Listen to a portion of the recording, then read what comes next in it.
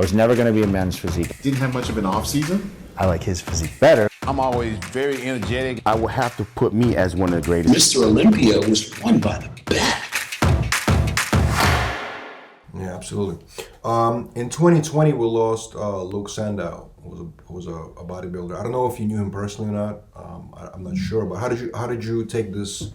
And there was a few other losses, of course, major losses in the sport of bodybuilding. I didn't know Luke personally. I met him briefly at in Vegas in the gym when we were both doing the Olympia, and there was a photo shoot going on.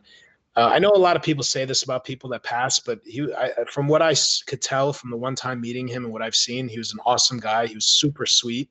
Like when I met him, he was very, very nice. Like he wasn't like sometimes you meet guys, other bodybuilders, and there's like some tension or they cannot be so nice. He was really, really nice. I think he was an awesome bodybuilder, and it's extremely unfortunate and tragic that happened.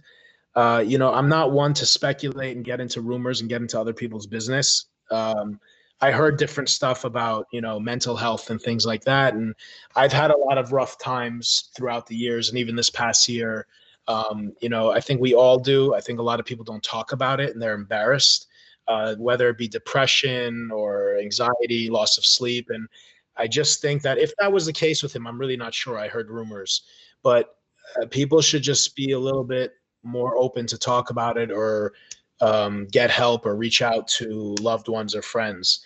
A lot of us aren't comfortable with doing that because we think we're going to look weak or people are going to think something of us.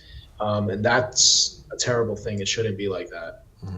How do you deal with I don't know if you ever dealt with something like this, not depression, but I mean like more or less just, feeling down and obviously, especially 2020, right? How do you deal with moments where, you question your own self and you're dealing with mental health, I have dealt with this. I'm dealing with it now. I've had a hard year, physically with bodybuilding, my injuries, real estate. It's like I could go off a checklist of so many things. I use an excuse to be down. But first and foremost, without giving like tips, I just have the mentality that I'm always going to fight. No matter what, I'm always going to fight to be better physically, mentally, spiritually, emotionally.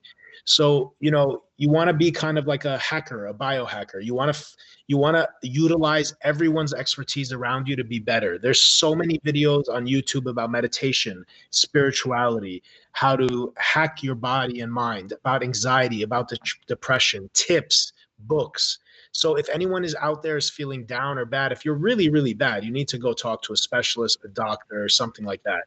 But there's so many videos that you can benefit from. There's so many books and techniques. There's so many little tricks from as simple as making your bed in the morning to reading for 30 minutes a day. The bottom line is don't ever give up.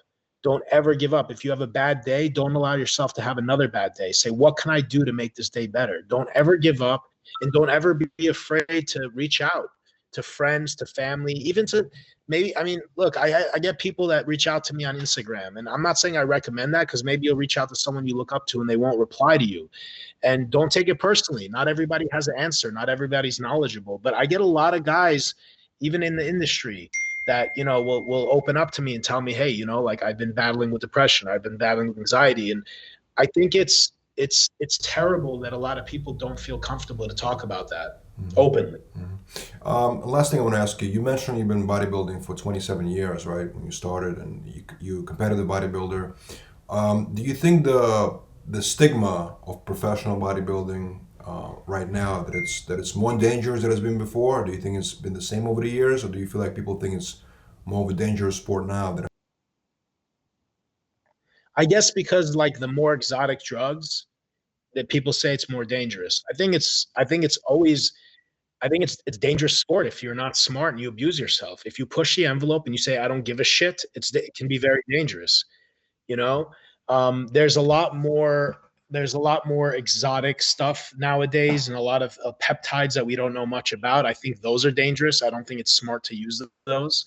I think you're taking a risk as a bodybuilder as it is. Don't make it worse, man. Don't take a bigger risk, and more is not better. I know you hear a lot of people saying this, that, they don't need as high a dose and blah, blah, blah. And a lot of the younger guys and amateurs don't believe it.